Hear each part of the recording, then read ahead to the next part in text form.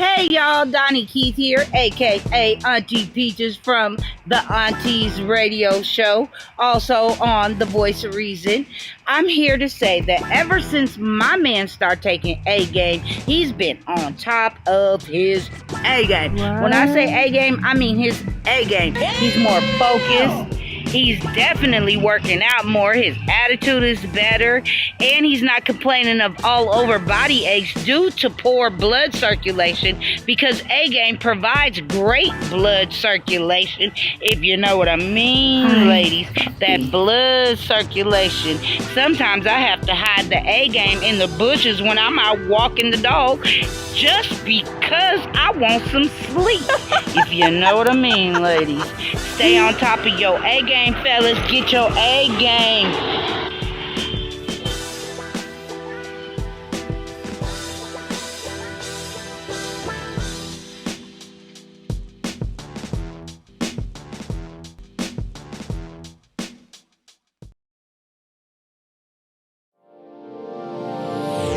Hey all my Crimsonites, and welcome to the Crimson Cure channel, where we embrace our femininity, increase our womanly values, and celebrate our brothers. So join me on our feminine journey to learn, heal, and grow.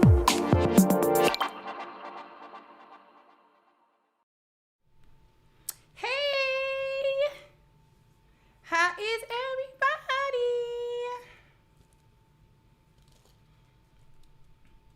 I know I said I was going to talk about the MLK statue, and I am going to talk about the MLK statue. But when I saw this panel, listen, let me tell you. When I saw this panel, thank you, Ill Subliminals. I love your content. I have been listening to your channel for a few months now. You must be protected at all costs. Thank you so much. I do, because I need to be covered.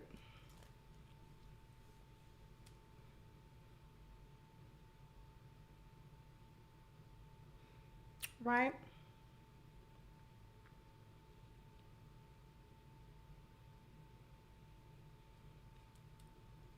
How many of you watched the panel that I'm about to refer to in full or most of it?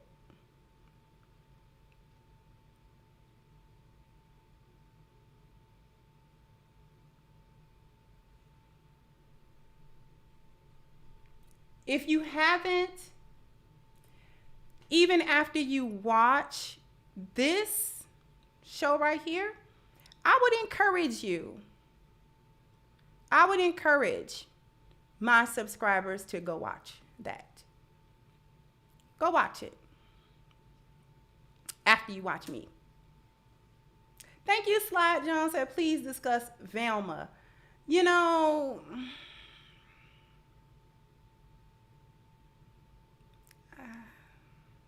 didn't they make her melanated and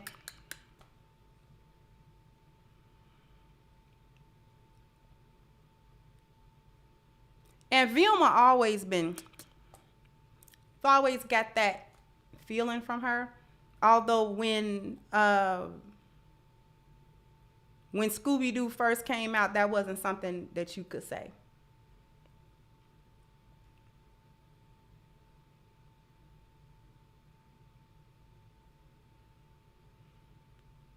You couldn't say Vilma was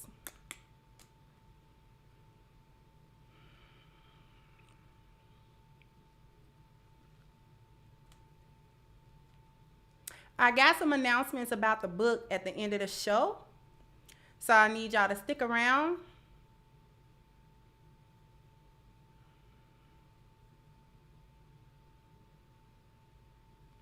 I need y'all to stick around at the end because I have a very important update about the book.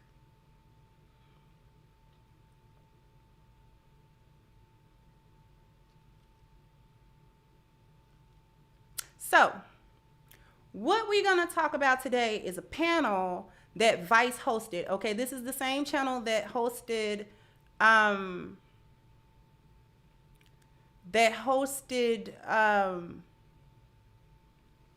the feminist panel And so they hosted a masculinity panel. Okay?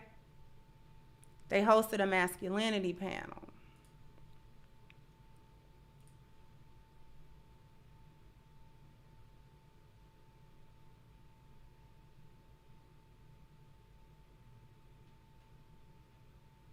Okay. So here's the deal. I'm going to play parts of this. The sacrifice is that Vice does not allow videos that play their content in any way, shape, or form to be monetized. So that's the sacrifice. I'm not going to get any ads on this live stream. So I would definitely appreciate any contributions here, because this video isn't going to make any money. Okay? But I'm still going to demonstrate what we're talking about. And I'm going to try to play the video in, sped up time and not normal time, so we can kind of get through the things that I want to talk about. But with that being said,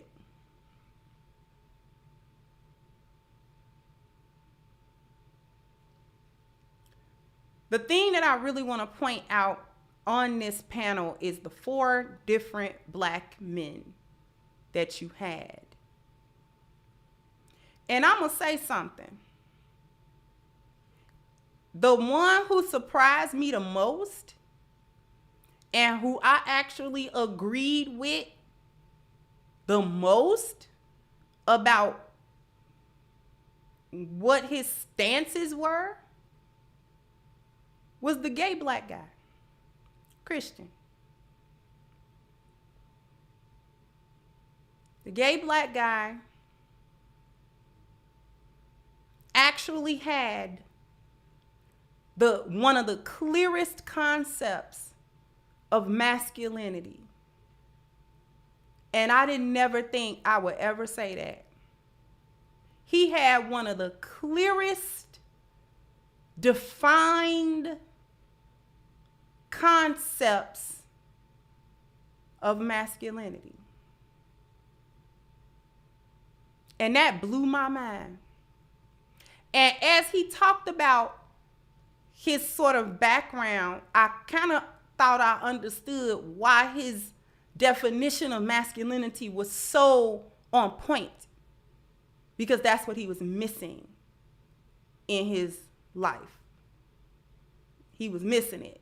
So he understood what he was missing. He understood he had missed the masculine presence because he grew up he said his parents got divorced. And when his father was no longer in the home, he didn't have that example. The young gay guy is Herschel Walker's son.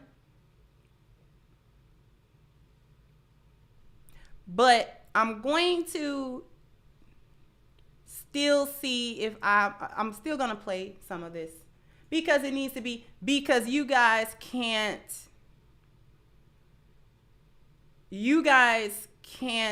understand what I'm saying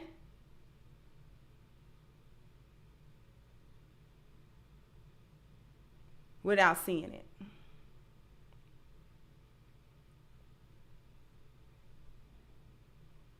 Yeah, he actually, Sage of the Lotus is right. He did know what kind of man he wanted, and he wanted masculinity, which was why it was so well defined coming from him.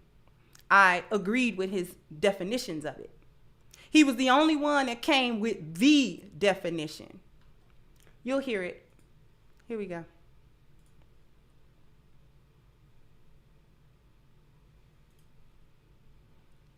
This brother right here, the one right here in the blue shirt, this is the one that made me want to do this video.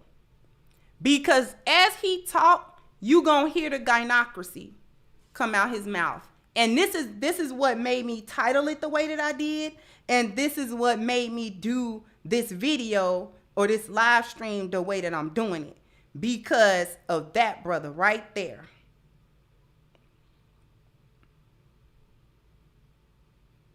That brother right there.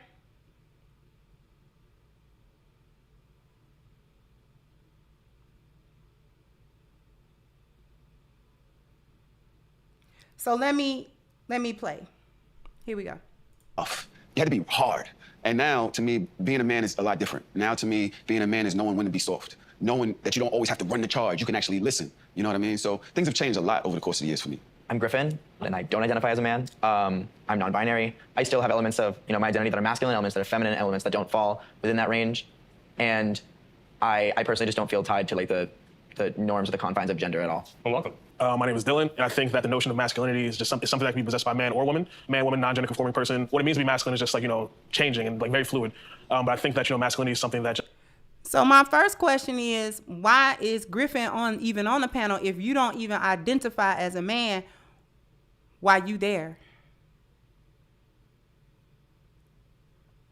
And you know why he's there? Because he a dang on man. I'm going to let them finish introducing themselves. Just, like you embody based off of just like how you show up in this world as a man and just like, how you go about being your day-to-day. How you show up. Interesting. Yes. What's up, guys? My name is Paul. I'm a fitness entrepreneur. I'm immigrant. I came here when I was 4 years old with my family. It's kind of funny how we're talking about it. My take on masculinity is not about talking as much as doing. I think at its core, a man has to be efficient, competent, and be willing to do what it takes for themselves and their loved ones. I was not always a good man. I was not always what you would call a healthy masculine man. And so as my life has changed, I've identified 5 points that I think make a truly masculine man masculine. Okay. I think point number 1 is a man who walks with God. Point number 2 is a man... Interestingly enough, the white man from Texas is the only one that lists values. Pay attention. Who stands on principle. Point number 3, which is a masculine man, is self-sacrificing. So someone who is willing to sacrifice for point 4 the people that he leads. A true man is a leader. And number 5, a masculine man is never a coward. That's a lot there. Yeah. And let's get into that as we go on. I think what it means to be a man is responsibility. As a man, it can come with a lot of power. And with great power comes great responsibility. In short words. That's it. That's from Spider-Man. Spider-Man. Boy, if you don't stop. Yeah, that's Uncle Ben. James. Well, my name is James Killen, former United States Marine turned Air Force officer. Got a couple combat tours, but I'm also a father of 3 girls who mellowed me out. The idea of masculinity is something that I find interesting because it is changing, and I can actually see those changes in myself. And I think that's one of the reasons why I wanted to do this panel. Thanks for your service. Andre. Hey, what's up? Yeah, men. I think my idea of a real man is, someone that gets the job done, and provides and all that. I don't even know what that means anymore, but yeah, I don't know. It's changing every day. How do you think it's changing? No, it just seems like everything's changing every day. It's like a new world order, so I have a hard time keeping up with stuff, so I feel like tomorrow it's gonna be something else and people are gonna comment and be like, you're wrong, it's this now. It's hard to talk about some of this stuff because you feel like you might say the wrong thing. I'm not really masculine myself, so I feel like I'm like the wrong person to ask. Maybe you're the right person to ask. Christian. What it means to be a man is to be an adult human male. That's sort of a very formal definition, but I think that might... Do you understand what I'm saying? This one, and now that y'all say he Herschel Walker's son, I can kind of see the bone structure of it. I can kind of see the resemblance, I think. But anyway, the Skittles man came with the actual definition of what a man is. That blew me away right there. He was the only one that was like, a man is an adult male. Point blank. End of. Ain't nothing else. Women cannot give that definition.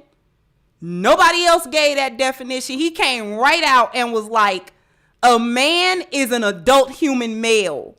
He went right to the biology, which is so interesting. That was so interesting to me.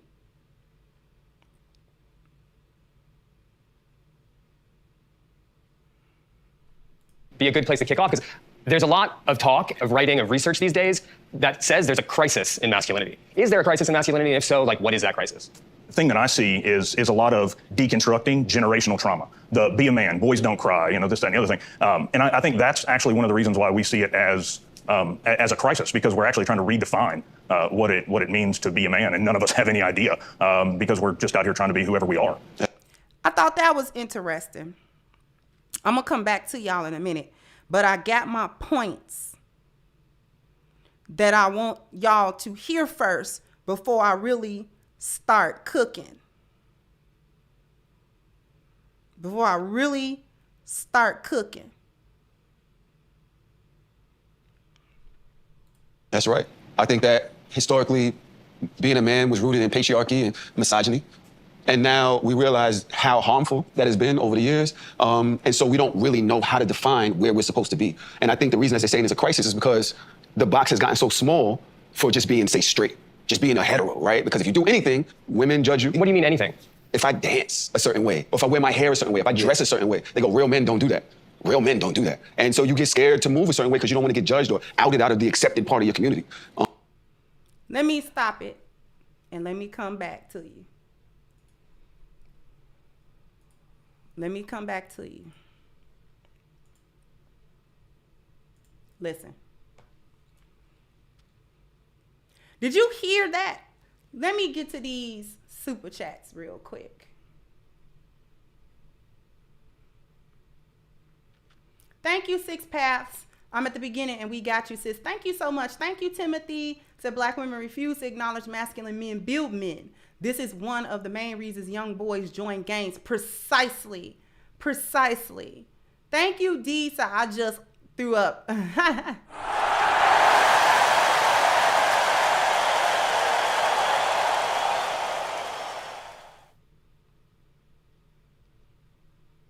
Thank you so much for that.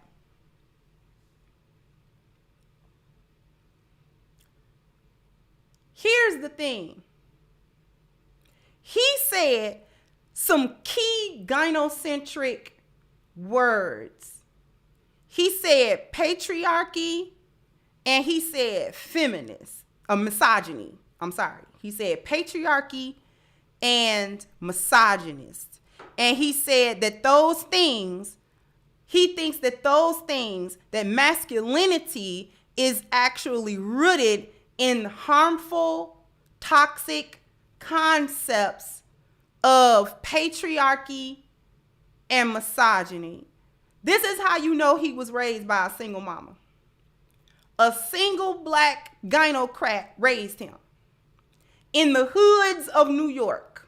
I don't know which borough he come from. If he said it, I missed it. But this is what you be getting when you have a gynocrat raising these boys that have an issue becoming men. They don't know where to turn to actually get masculinity because it's not really around them. Because the mother did not make a proper, even the attempt to make sure that her son had proper outlets for his masculinity and proper outlets to learn what being a man is about. So he had to say it out his mouth.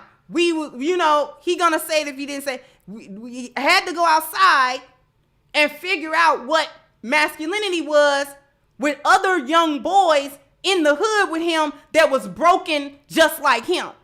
That was broken in the same way he's broken. Why are they broken in that same way? Because when you have rampant single motherhood as a culture, as a normalized part of black culture, this is where you get men who got a gynocentric mindset.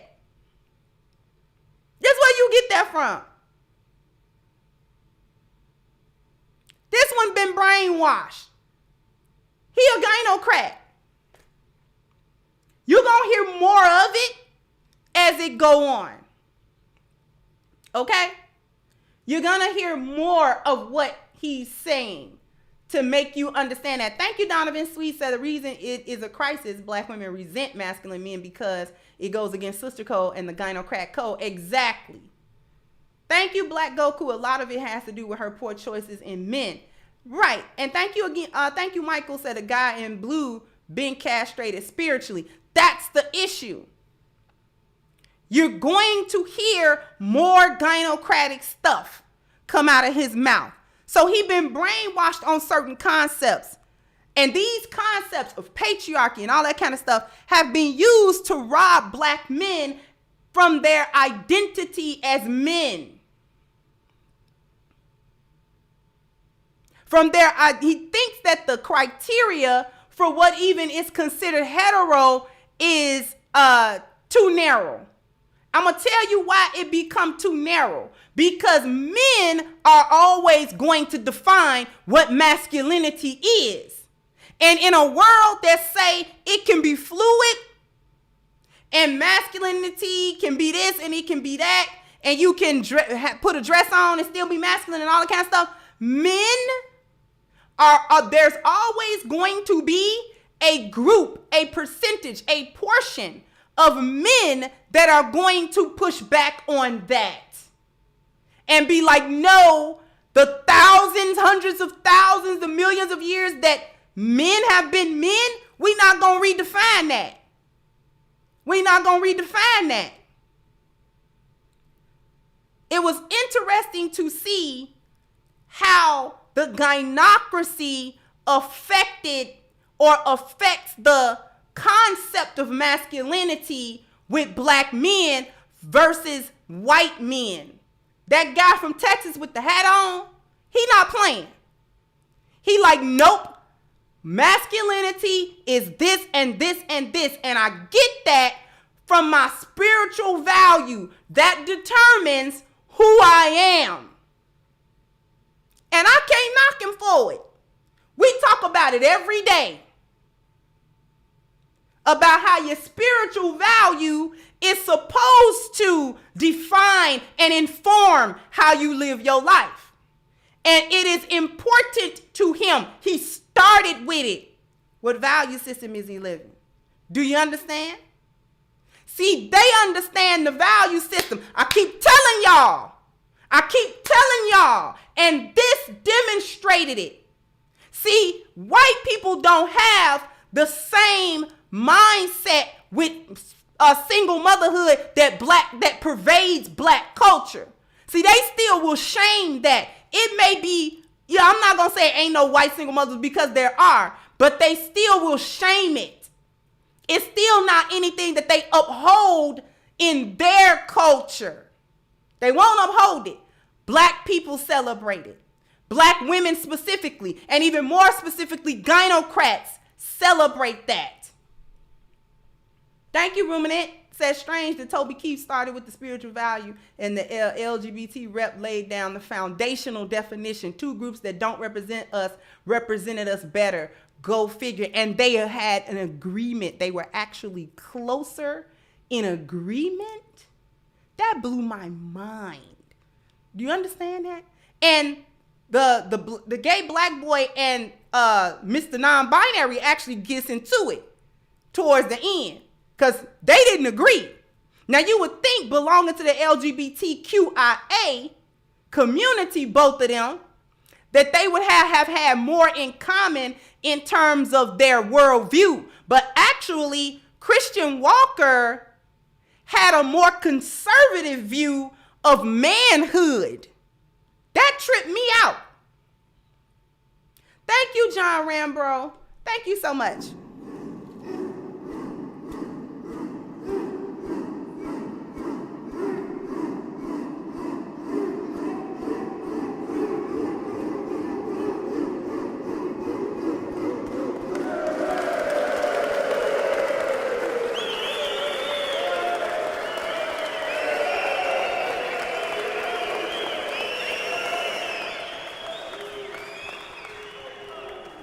Thank you so much, John. Thank you, Phineas. I stay away from brothers like that. I'm a man, whether women like it or not, for the tip jar. Thanks. And thank you. Thank you so much.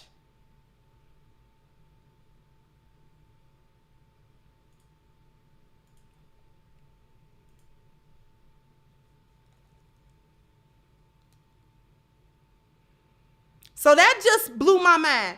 Here's another thing before I go back. Why, as a black man, is he talking about patriarchy? Can anybody riddle me that? Can anybody riddle me why a black man would be sitting somewhere talking about patriarchy? Him as a black man should not be talking about patriarchy as an American black man. Because in this country, as an American black man, he has never been part of that patriarchy. And he has never had any privileges according to that patriarchy. And he has never been able to take any advantage out of that patriarchy. He was excluded from that patriarchy and getting any privilege because black men are still excluded.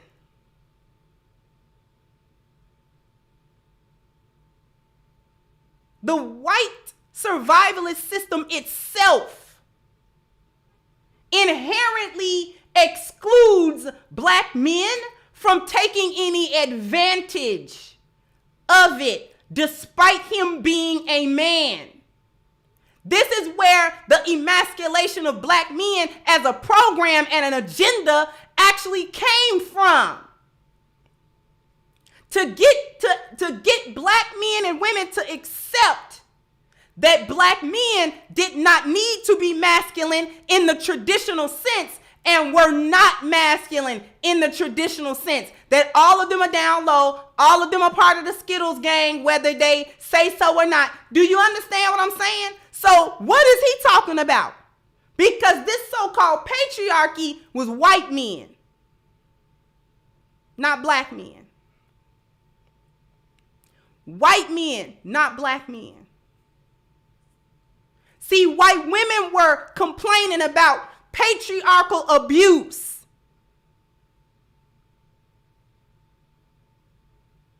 Because that's the society and the dynamic between her and her man since time immemorial. You understand? Didn't have nothing to do with black people, men or women. That was them. They like to subjugate their women.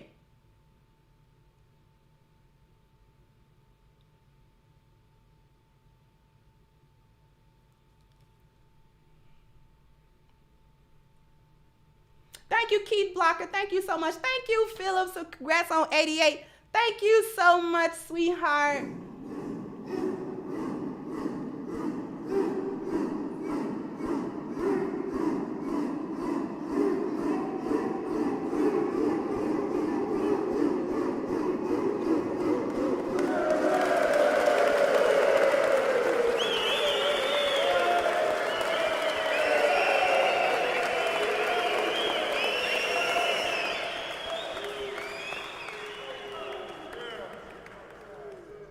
Okay, thank you so much, Philip, and thank you, Abdul Bara. Thank you so much.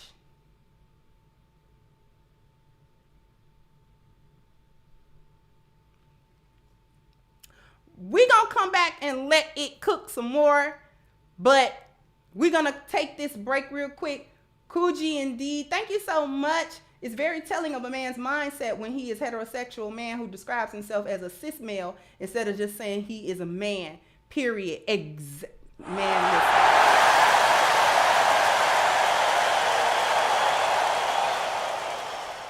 thank you. And thank you, Charlie. Thank you so much. After these messages, we'll be right back. This is Norn for A-Game TV, and we're at the A-Game 8th Annual Father and Son Day Carnival. Well, let's talk to some of the fathers out here. Well, here comes a grandfather at least. Can you come over and say a couple of words for A-Game?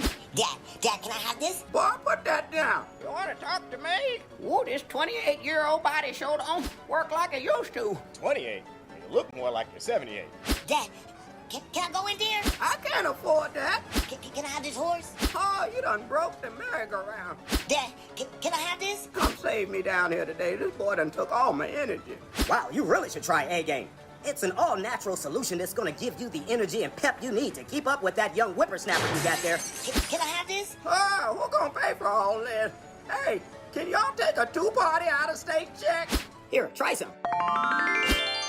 Wow, that really turned you into a super dad. Yeah, and with all this energy, I'm really about to enjoy my father's time. Well, there you have it, folks. Another super dad. This is Norin for A Game TV signing off. Remember, stay on your A game.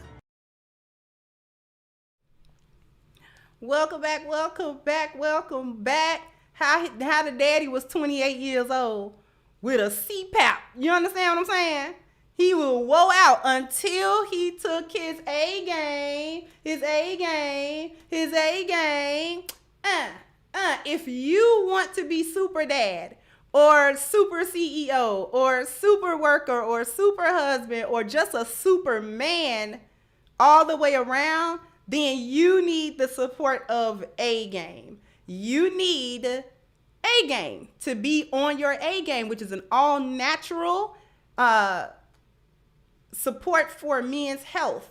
So it supports a man's vitality, his energy, his strength, and his libido so that he can face all of the challenges that he needs to face and overcome them with the proper amount of energy all throughout the day. And you only have to take it once every 72 hours. So it's long lasting. You don't have to think about it all day. Just take your A game and go about your days and be excellent. So if you want to become part of the A Game family, all you have to do is hit the link at the top of the chat at agameherbal.com and get your 10% discount using the code Kendra10. Okay, so to have A Game delivered to you ASAP, and you might want to hurry up because this won't be available for very long. Okay, it won't be available for very long, right? So you want to get your A game before the month of January is over. If you want your discount, if you want to use Kendra 10, all right? Give me just one moment. I'll be right back.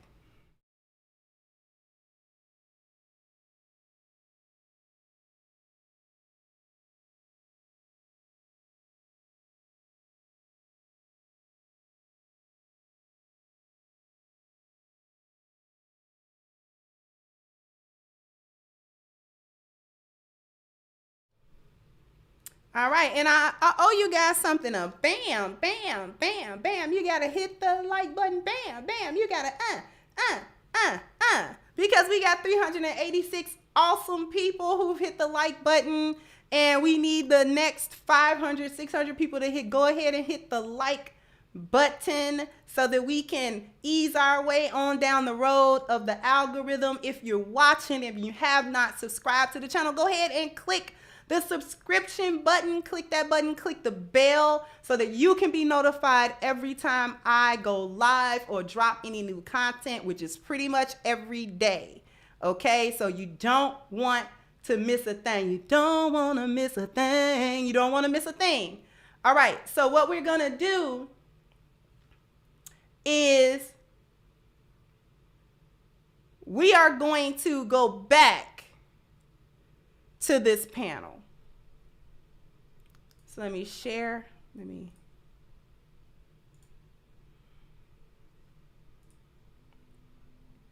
I'm gonna fast forward it a little bit.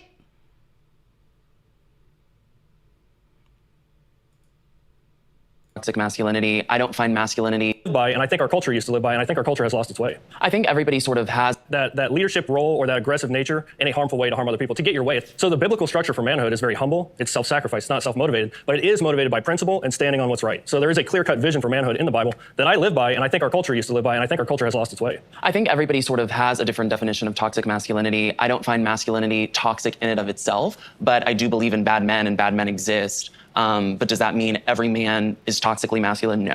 When you're talking about a crisis on masculinity, I think that there's a lack of understanding there. So it's like masculinity, being masculine isn't toxic. It's just like there are portions of it that you can dive into that make it toxic. Because I think a lot of what we think of masculinity is tied into patriarchy, right? Which is to say, like, for the longest period of human history, like, men dominated women and got the lion's share of stuff. I think a lot of times Now, let me speak to that. I'm gonna actually come back to you real quick. Let me speak to that because there are a couple of things. We back to the patriarchy piece. And what I don't like about it is that patriarchy is an automatic bad word, right? that a system that is based on male genealogy, men's legacies, and what men do, and men's leadership is automatically considered a bad thing. That's the starting point. That's the problem with the conversation to begin with. That's the problem with the conversation to begin with. Understand what I'm talking about? Why are we assuming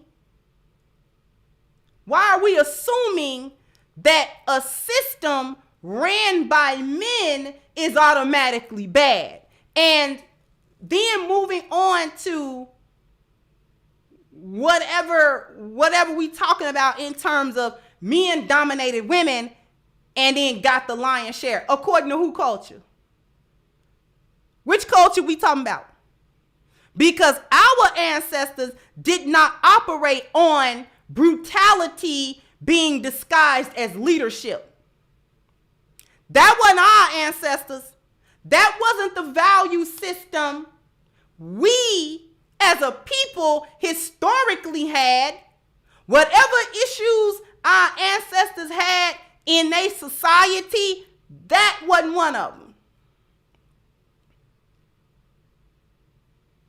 A lot of the times, certain individuals' leadership and masculinity was hinged on how brutal they could be, how unforgiving they could be, how dictatorial they could be. And they brought that mentality not only to their women, that's what made them good colonizers. That level of brutality, that level of not being able to be empathetic or anything like that, no emotion, just brutal. You see what I'm saying? So who culture we talking about?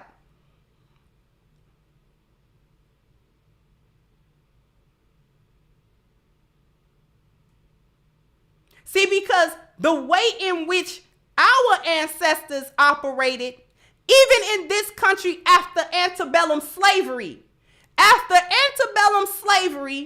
when black people, we were still segregated in the country, this is how we came up with all of these cities and towns and communities that were flourishing. Our men did not install a dictatorship. They didn't do it. Women's roles, black women's roles in the community was one of dignity. She had a specific set of things that she needed to do, but none of them things was considered in general by the men to be worthless. The men actually valued highly all of them things that our foremothers actually used to do. That's why black men are complaining right now. They're not trying to be like, oh, we want to rule over you and control over you like some type of tyrant. But the thing that black men held in high esteem for black women, the femininity that they want and all of the things that went with that role traditionally, that is something that black men have always valued in black women. It's black women that didn't see no value in it. Black men have historically seen the value in what their women bring to them as long as we was bringing femininity to them. That's the get you gotcha. Black men have never, by and large, scorned or devalued the femininity of black women. White men devalued the femininity of black women. White men did that. White patriarchy did not see black women as women, which is why you had Sojourner Truth begging the white power structure to see her as a woman. Black men already understood that.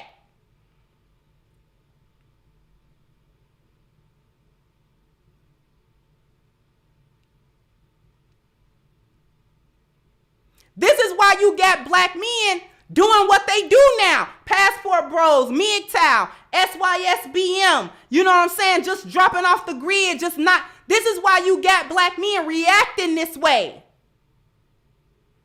And study getting on panels all over social media in more or less pleading with black women to act right.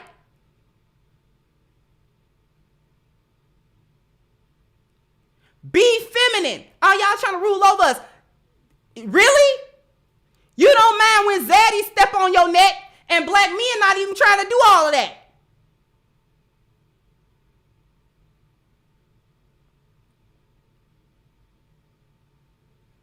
So it blew me away, this whole thing with the patriarchy thing. Men should be getting, I'm gonna say this before I go back. Men should be getting the lion's share in a society. And when that's said, that's automatically seen as something bad to happen. But if men aren't taken care of in the society falls. Thank you, B. Baker. The society actually falls. There's a reason why the lion gets the biggest share. It's a reason for that. Because if he's not prepared or equipped to do his job, the pride falls apart. She and the lioness and the cubs can't eat first. It's not that they don't eat at all. They just can't do it first. If everybody hungry, he has to be fed. Why? Because if the pride fall on hard times, he got to have the stamina to defend it. At any time, day or night, another pride, a group of hyenas, or whatever can come threaten and kill. He got to be prepared for that. And if his stomach is touching his backbone, he ain't prepared. Thank you, Nehemia. Said in the 1940s, Great Chicago migration to the South Side, it was black men who built the South Side of Chicago. Exactly. They created a culture here that flourished until it was broken. Thank you.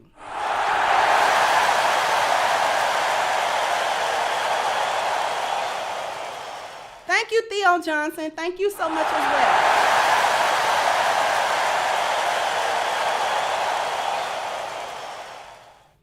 So that's where that concept of the lion's share come from. He's not going to see his lioness and his cubs starve to death.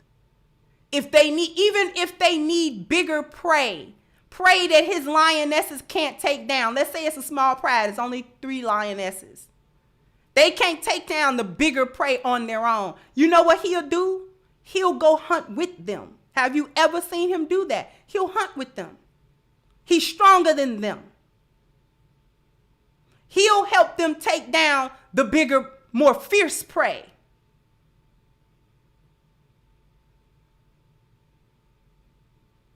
And I have seen the lion sit back and let his lionesses and cubs eat. The last 2 times he ate. Now this time, because he can't let them go too long, she got to produce milk, all kind of stuff. She got to live too.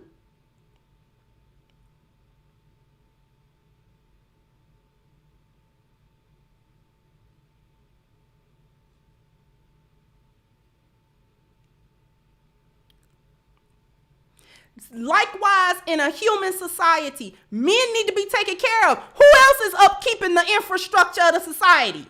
It's not women and children. It's men. And if the men cannot be taken care of properly, society begins to crumble. We're standing in it. We're standing in the middle of it. And you still don't see it? You still don't understand it? Men are deleting themselves at a record pace. Still don't understand?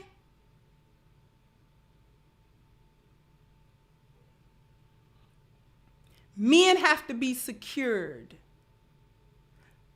And then they secure everybody else. If men are secured, they're able to do what they have to do to make sure that women and children of the society are then secured. It's like having an army that don't eat. You don't give them the proper equipment. You don't feed them. You don't take care of them. And when an invading force come along, They too hungry and weak to do anything because you didn't think that they needed anything. But they were the protectors. They were the line of defense for your society. You didn't take care of them.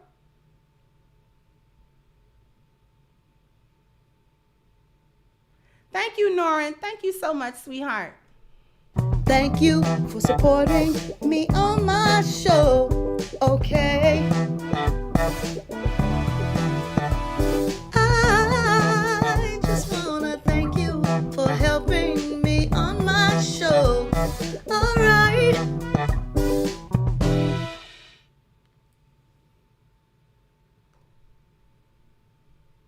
Thank you so much, Norrin. So we're going to fast forward again.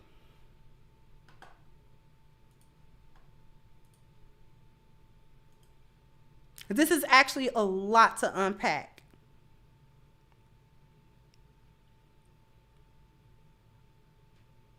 I'm skipping the white boy over here. He almost looked albino.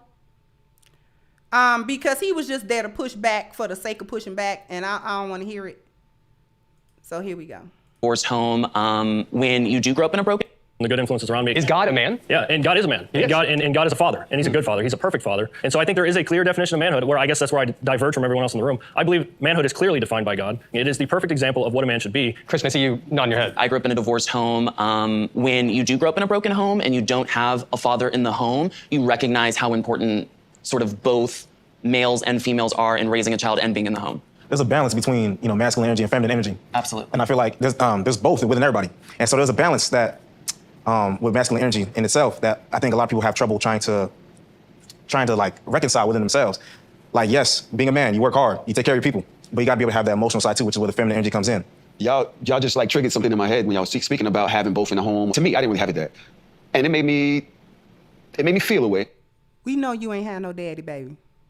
We can hear it in every word you say. We can hear your mama come out your mouth in every word you say. And this is sad. This is what black women are raising. And I'm not coming for him as a human being, but what I'm talking about is the mindset that he carrying. This is what's wrong. The mindset it's gynocentric. And I'm sorry, if our men on any real percentage level is operating in a gynocentric mindset, this is problematic. But this is where we get these single mother raised, you understand what I'm saying? Or or the woman do got a man in the house, but she still is the man of the house. You understand what I'm talking about? We can't have both the men and the women being gynocrats. We can't do that. But the interesting thing about Christian is he talks about no father in the home. So what we have here is a man who misses the masculine presence or the teaching as a child because the father was no longer living with them. See, he didn't say his daddy wasn't in his life at all. He just said he wasn't in the home. And so he knows he missed it. And that's big. He know he missed it. I got a theory that that's probably why that young man is part of the rainbow community. To be feminine so he could attract the masculine energy that he did not get taught how to hone and harness. That's my theory. I could be wrong. But that's my theory on Christian. He wanted to be feminine so he could attract masculine energy, so he could have it. Because he gonna say it later on. I'm probably not gonna get to that part. He gonna say it later on. I want a masculine man that's gonna provide and protect. He looking for his daddy. I'm just saying. That stuff come out in a lot of ways. But anyway, I'm going to fast forward him to get to this other point that I really want to make. In a different way.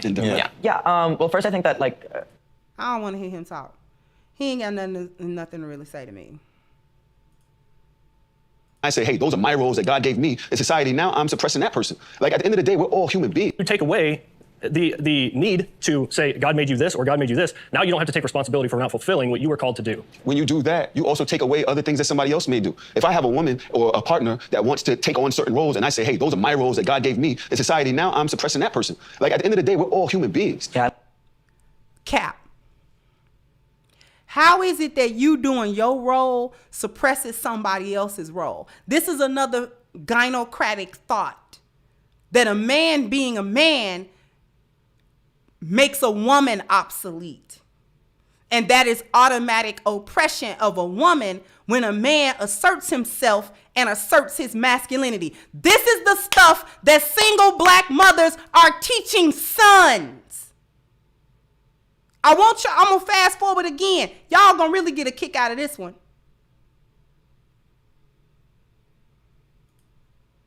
That I had to deal with also that I wasn't dealing with because men don't show emotion. There is a social construct that benefits men. And so the responsibility that I've learned as I've gotten older is learning how to not enforce my power, learning over women, over people. You're saying that role gives men more privilege, like an advantage and privilege. I'm saying that it is more self-sacrifice. Did y'all hear that? I'm gonna run it back. I am gonna run that back. Did you hear him? Emotion? There is a social construct that benefits men. And so that's the first cap. But this next thing is the whole shebang. The responsibility that I've learned as I've gotten older is learning how to not enforce my power, learning over women, over people. Learning how not to enforce his power, not over women and not over people. Listen, let me tell you. Listen, let me tell you something.